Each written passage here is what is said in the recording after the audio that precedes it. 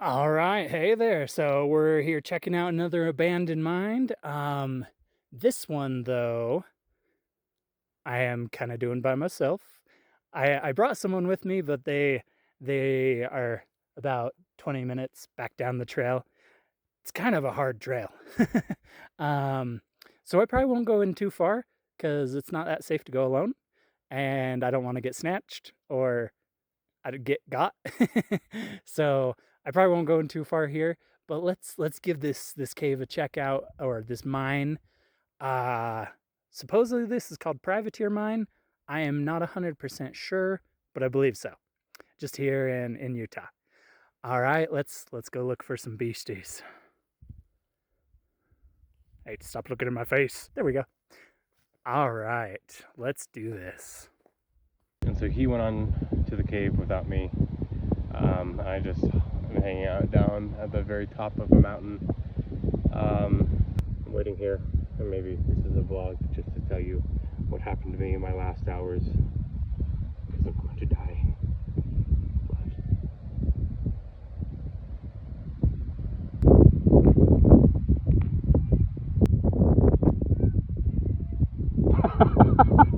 It's perfect time to film this. This is amazing.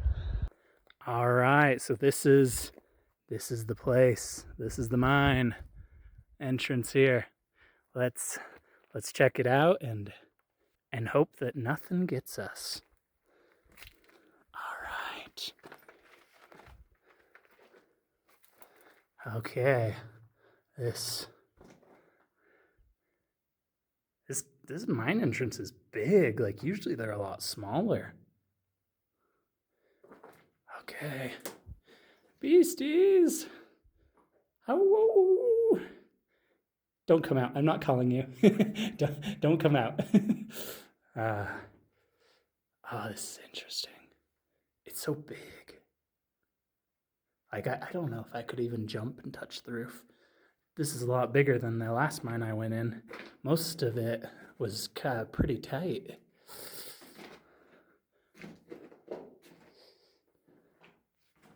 Oh, would you look at that? That goes up like a good 30, 40 feet. I'm not going to be able to climb up there, though. Let's keep going. Oh, look at that. That ceiling. It's super red. Here, let me turn off my spot. There you can see it better. That's pretty cool. Okay, let's keep going. Sure, there's nothing in here. We are safe. We better be, because Ethan and the guy I brought with me is not in here. So, all right, that looks like a dead end there. We'll check around that way. Oh, what's that? Oh, it's another shaft going up pretty far. Something could just jump down on me from up there. All right, nothing there. Let's check this way. Oh, okay.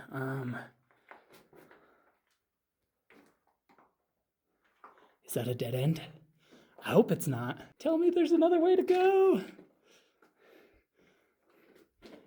Because that would be really disappointing if this was that small of a mine. I mean, it's still pretty cool. It's spacious. It looks pretty cool, but it would definitely be disappointing. Ooh. Okay, that was weird. Kind of felt like something grabbed my foot. Okay.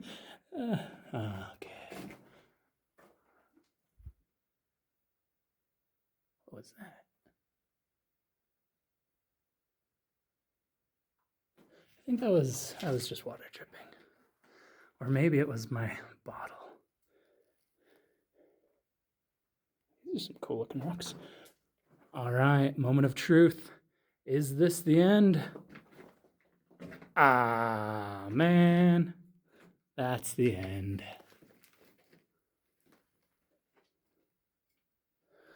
Well, that was a pretty short mine. Sorry, I spent like 2 hours getting up here and it was just a little guy. Oh well, it's probably for the best. I don't need to go too deep by myself without a buddy here to look out for me. That is some cool looking rock. Look at that.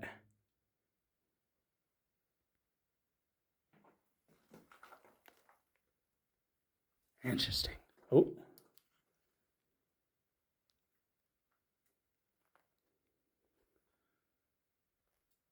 Okay. Just water dripping. Just water dripping. Well, yeah, that is, at least I think that is privateer mine. I believe this is privateer mine. But yeah, cool little place.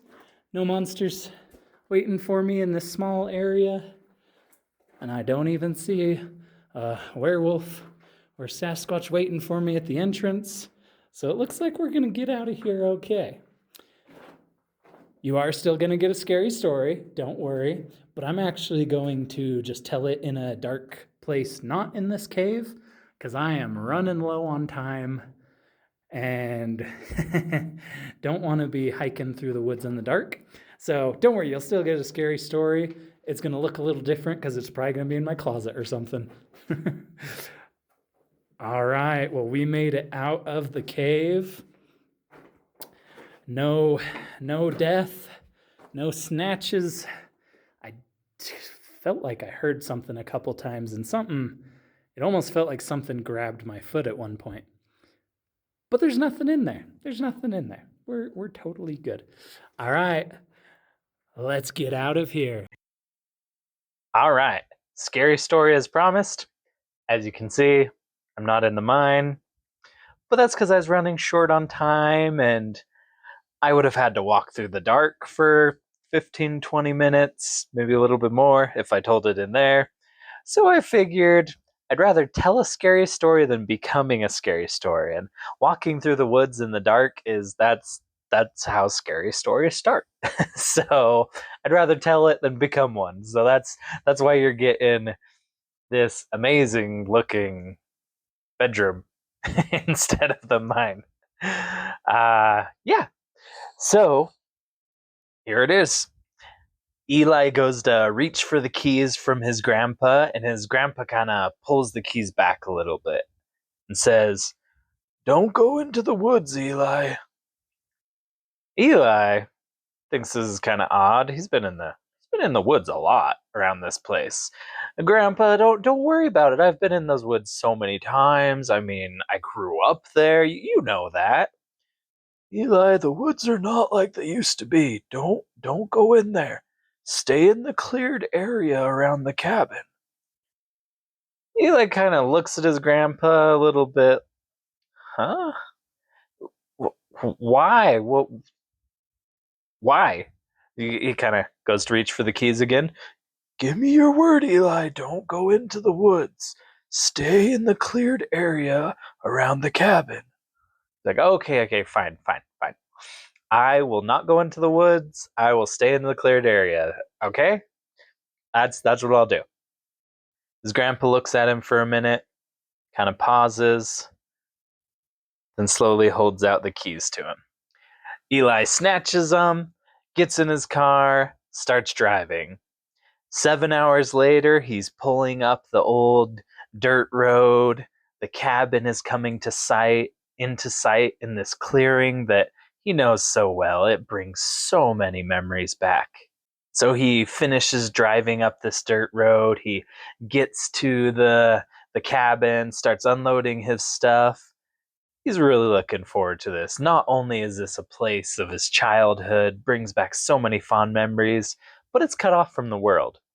No internet, no signal, nothing like that. And that's what Eli needs right now, because that means he can't pull up his phone and start looking at all of his girlfriends, or rather ex-girlfriends, pictures and what she's doing on social media and stuff. He needs this because he would definitely go Facebook stalk, all that stuff. He would do it. But this is like a detox. So he gets all unloaded. He starts walking around the property, looking at all these old things. There's tire swings on this random lone tree, on branches that look like they should break or should have broken already. Probably will the second he sits on one of those. He sees this man made lake his grandpa had made using tractors and all sorts of stuff, where it's pretty big, several hundred yards across. Big place. So many, so many memories. Then he notices something kind of interesting. Around the area, around the cleared area, right at the tree line, he sees little statues or something. Kind of hard to see, so he gets closer. These little statues are wooden carvings, and they're actually carvings of wolves. And that's kind of interesting. So he picks one up, he's looking at it. I didn't know Grandpa was into carving. That's interesting. I'll have to ask him about that. These are really detailed. These look really cool. Huh. Then he looks around, seeing some other carvings around. He walks up to another one. This one, though, it's not a wolf on four legs. This one is standing up. It's on two legs. Not only that, but it looks it looks like something from the movies. Long arms with claws, huge snout, a little too humanoid to actually be a wolf. Just the classic werewolves and type of thing. Looks at this one. Huh. I didn't know Grandpa was into this. I guess I didn't know he was into carving either. As he looks around the tree line, kind of confused, why are all these here? They're spaced every 20 feet or so, almost like a wall or something. So he is looking at them for a bit, looking at this one is in his hand. Huh, okay. Starts walking back to the cabin, just kind of looking at this carving. Really interesting. It almost has a different kind of feel to it. Holding it is almost feeling like it's not natural. So he's looking at this carving, walking, and then he hears something behind him. So Eli turns around. There's something standing out there in the woods, right next to a tree. As he looks at it, oh, no, no, no, no, no way. There is not a werewolf standing next to that tree. No way. Nuh-uh. That's got to be Grandpa.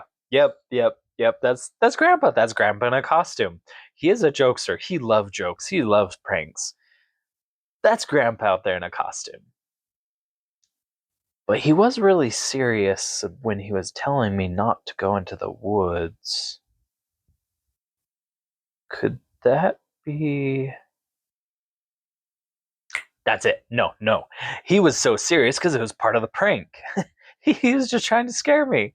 So he looks up at this supposedly Grandpa in a costume, just calls out, "Nice try, Grandpa. You must really be bored in your retirement, driving all those hours after me just to play a prank. Well, sorry, it didn't work. Your prank didn't really work. That is a really, really good costume. It looks really lifelike." As he's looking at this, he just notices how well made this costume is. It looks like actual fur, dark black fur. The ears are really well made. The snout that sticks out from the mask, super well made. And he's pretty impressed. And then he sees the eyes. The eyes are the most striking part. They're a deep, glowing blue. That's really interesting. He's not seen any costumes this well made in a long, long time. This is movie quality. So he starts walking out to his grandpa. "All right, Grandpa. Sorry, but the hoax is up. Really good costume, though." At that point, he stumbles. He almost trips and falls on his face. In the process, he drops the werewolf statue carving he was holding, and loses sight of his grandpa out there for a minute. Oh man, I almost went down on that one.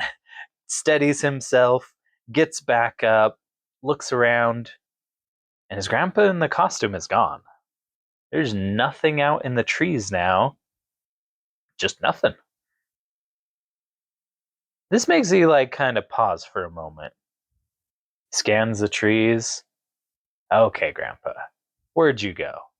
You're an old man. How did you move that fast? Where'd you go? So he thinks about it for a moment. Where would he hide? Got it. There is a thick, dense part of the forest just a few hundred yards in. Maybe he started running into those trees because where he was standing already was pretty close to him. So Eli starts heading into the forest, going between the trees. As it starts to get a lot more dense, he hears something in there and he's like, "Oh, that's Grandpa. He's got to be in there. He's in this area." So Eli starts moving quietly. He doesn't want his grandpa to hear him. He wants to sneak up on his grandpa. So he's moving quietly through this dense thicket area. As he gets further in, about 100 feet into this dense area, he sees his grandpa there, crouching down, and he's about to call out, "Gotcha, Grandpa," when the worst, absolute worst wet dog smell, strongest, most disgusting wet dog smell he has ever smelled, just smashes into him. Almost makes him, it's like, feel lightheaded for a moment there. And not only that, but it's mixed with a metallic, almost rusty type of smell. So he reaches up, kind of plugs his nose. Oh my gosh, that's horrible. But then on top of that, he starts to feel as if something is off. And he looks over at his grandpa crouched there and realizes something. This costume's not the same. Instead of the dark black fur that his grandpa's costume had a couple minutes ago, this one is a lighter gray color. And it also seems a lot thicker. So he decides not to call out. This horrible smell and this feeling of something being wrong actually starts to make him feel afraid for the first time since seeing his grandpa. Because whatever this thing is, he's pretty sure this is not the same. This is not his grandpa. So he begins to back off, starts walking backwards slowly. But then he steps on some dry leaves and they make a little crunching sound. At that point, his eyes lock on this thing again after looking down at the leaves. For a moment, nothing. It doesn't move, makes no sound. And then slowly, this thing begins to rise. And it keeps rising till it gets to be over 7 feet tall. Massive. There's no way this is his grandpa. Maybe there's maybe stilts, maybe stilts, but no, this thing is too thick. Its legs are too thick. And not only that, everything just seems wrong. Now, this creature turns around. And it's a monster straight from the horror movies. Long snout, already its lips are pulled back in a snarl. And he sees the teeth just stained red, blood red, and there is even crimson dripping off of some of these teeth as it snarls at him. Way too real to be a costume. Also, the eyes, he notices, they're not blue like this other one he saw that he thought was his grandpa. They look like burning coals, just an angry red color. And this thing takes a step towards him, and he notices on the ground it had been crouched over a deer carcass. This thing had actually been eating a deer. This is not a costume. This is not his grandpa. This is something wrong. This is this is something from a horror movie. It's not real, but it's standing right there, and its eyes are locked on him. Everything in Eli is screaming at him to run. Run right now. And he's happy to listen. So he starts running. He starts running as fast as he can, booking it, running for his life, like his life depends on it, because it very well might.